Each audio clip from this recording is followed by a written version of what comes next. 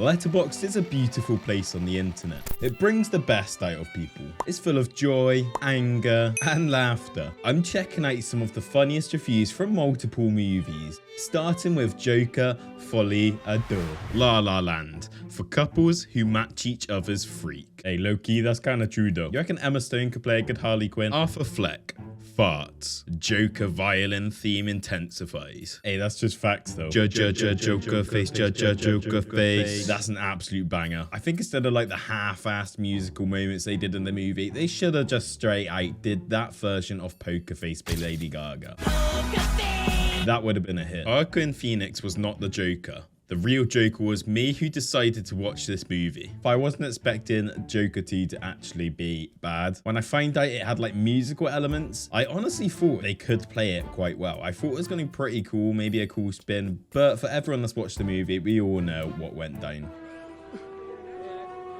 Joaquin Phoenix spawned his cigarettes out of nowhere for 2 hours. Bro, honestly, Arthur Fleck thinks he's Tommy Shelby in this movie. He's always got a ciggy in his mouth. I mean, who's even giving him all the ciggies? Do they just have like a bowl of ciggies in the courtroom? Do you know what I mean? I was in ER a few days ago, and this is what I come out to. Bro, that's just unlucky. La La Land for people that hear voices. There's nothing wrong with people that hear voices.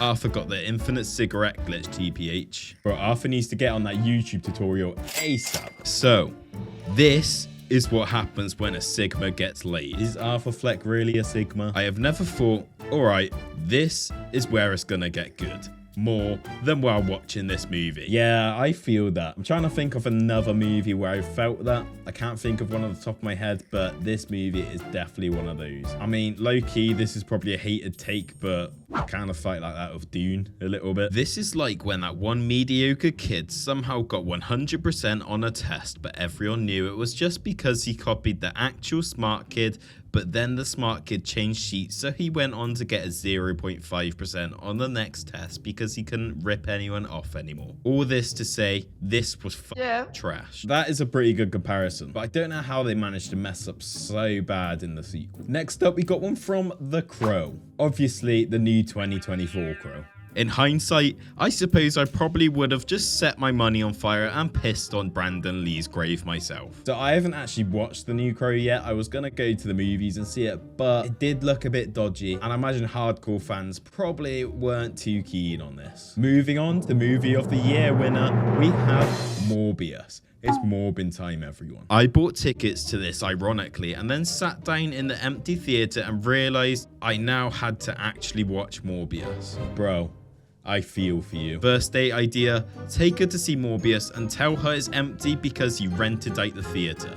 That is just big brain. That is next level moves. When's the next time we could do that? Maybe Craven the Hunter? That could be a potential opportunity to use this. Although Aaron Taylor Johnson's got a huge cult fan base, so those theaters could be packed with like drooling females. Straight people in Twilight. Twilight ain't too bad. Watch my Twilight video. The #1 hit film of 2003. Now this is just facts. When I saw this comment, it just made so much sense. Morbius would have been an absolute belter of a movie if it would have released in the early 2000s. You can see it now. You know that advert where it's like, would you steal a car? That definitely would have been before this movie. It would have worked perfectly. The M in MCU stands for Morbius. No, my friend. It stands for Marvels, the best Marvel movie. One thing I'll say for Morbius, at one point Jared Leto does a Hadouken that shoots a beam of bats. It's not quite as cool as it sounds. Hadouken! Honestly, it would have been much cooler if he genuinely shouted Hadouken. Moving on to Madam Web. Now, I've kind of refused to watch this movie. I imagine I'll watch it one day, but I think it looked awful. And Madam Web in the comic books is kind of badass. And I just think it didn't do her justice at all from just looking at the trailers and from what I've heard. I was at the dentist today for an hour and a half with Imagine Dragons playing in the background the whole time.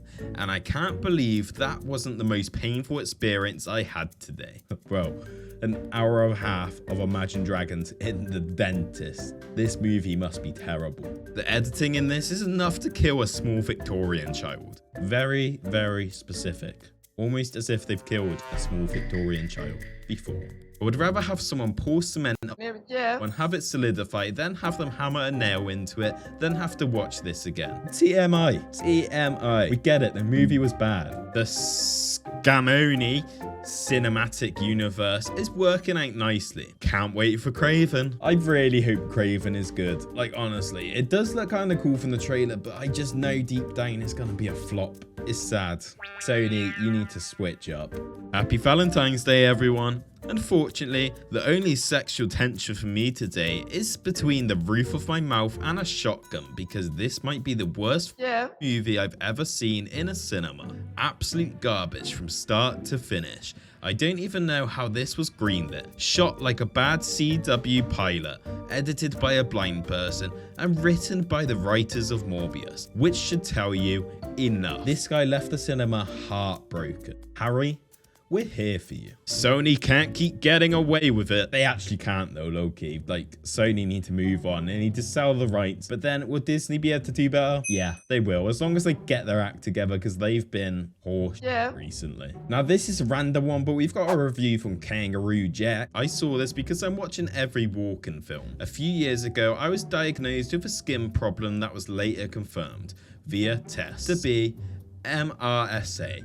In order to stop it from spreading, the doctor cut my leg open with a scalpel on local anesthetic. He removed a chunk of flesh and then dug out the area underneath, which didn't feel numb from my perspective. Then they packed the wound with cotton wool to make sure it healed from the base of the wound, not the top. It's the most pain I've ever felt in my life. The sheer number of nerves and sensory pain is overwhelming. It's the kind of pain that was so intense that crying isn't an option. It hurts so much to cry, you spend all your energy just dealing with the agony. I'm sure there are more painful things to deal with in life, but for me, that tops it, to date. Every time I feel down, I remember that moment and it picks me back up. No matter how bad the current moment is, at least the pain isn't excruciating. Kangaroo Jack was worse. Now, this one is unreal. That is an unreal review. Kangaroo Jack, awful movie. We got one from Inside Out 2. For the love of God, just give the kid antidepressants. Low-key though. Facts. Godzilla x Kong, The New Empire. I hope they give Kong a gun in the next one. True. That'd be cool. Imagine King Kong just walking around with a Glock. Do you know what I mean? Like, hey yo, Godzilla.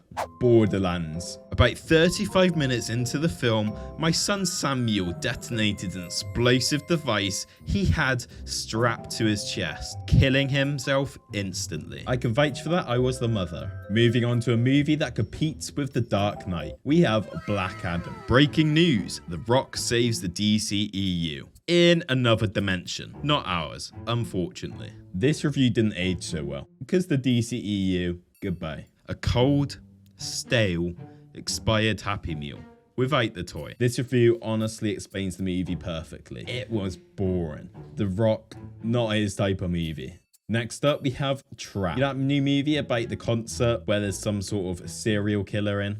It was okay, not great. Average Travis Scott concert experience. No comment. And for the last movie, we have Twilight reviews. No. My mom forced me to watch this and then quoted the entire thing and then started crying because she didn't have someone like Edward. And I told her that their relationship was actually really abusive. And she said, "Sweetie, I know. Me and your dad got divorced because of this movie. And now she's running around the house looking for something to eat. Please save me." Oh, why is she running around the house looking for something to eat? That's the real question I sort of gather from this review. I've got 99 problems with this movie, but the supermassive black hole baseball scene ain't one. Facts. A low-key a 16. Great music choice too. Quentin Tarantino breaks down at the thought that he cannot make a movie this good. I'm being honest with you, Quentin Tarantino would have hated this movie because it had no feet in at all. It's a rule that Tarantino movies have to have a foot in the scene at least every 30 seconds. My favorite of the, Anna Kendrick is in this cinematic universe. We actually need to gather all the movies where Anna Kendrick are in them, because honestly, she does just spawn out of nowhere. Anyone who was Team Jacob is a furry now. I guess that makes Taylor Lautner the king of furries. My wife watched this with me for the first time tonight. The only thing she said during the whole thing was, Do you think it's sparkly too? It took me an hour to stop laughing. That is a question. We need that answered. Actually, no, we don't.